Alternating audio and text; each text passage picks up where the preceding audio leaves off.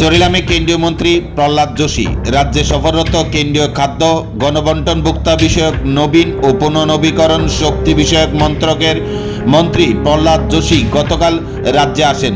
রবিবার সকালে চরিলাম ব্লকের ট্রেডা প্রকল্পে যে সোলার মেশিন লাগানো হয়েছে সেই জমিতে কি কি ফলন হচ্ছে সবকিছু তিনি খতিয়ে দেখেন। চরিলাম ব্লকের পিএম কুসুম প্রকল্পে বিশ্রামগঞ্জ বাজার সংলগ্ন আমতলী ভিলেজের বরকবাড়ি গ্রামের সমরেশ দেববর্মার ফুলের বাগান ঘুরে দেখেন।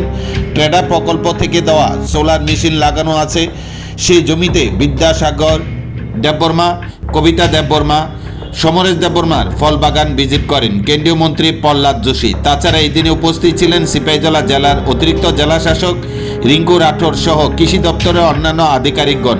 কেন্দ্র এবং রাজ্য সরকারের জনগণের উন্নয়নের কর্মসূচি ত্রিপুরা রাজ্যে প্রতিটি জনগণ উপভোগ করছেন, তা প্রতি পদে পদে রাজ্যের জনগণ পালন করছেন এবং নিজে আত্মনির্ভর হয়ে উঠছেন, তা দেখে অত্যন্ত খুশি কেন্দ্রীয় মন্ত্রী।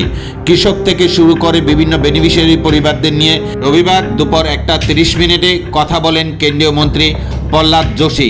এদিনে সংবাদ মাধ্যমে বিস্তারিত আলোচনা করেন এলাকার বেনিফিশিয়ারি সমরেশ দেববর্মা।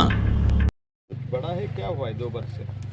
अभी तो सर यहाँ पे तो मैंने जस्ट प्लांटेशन किया, फ्रूट टाइप का पौधा लगाया और उस पर थोड़ा बहुत फ्रूटिंग हुआ है। और सर जो वेजिटेबल का प्लांटेशन किया वो काफ़ी खा चुके हैं, भेजा नहीं है अपना पर्सनल यूज़ के लिए, घर के लिए वेजिटेबल काफ़ी सारा उगाए हैं ऑर्गेनिकली।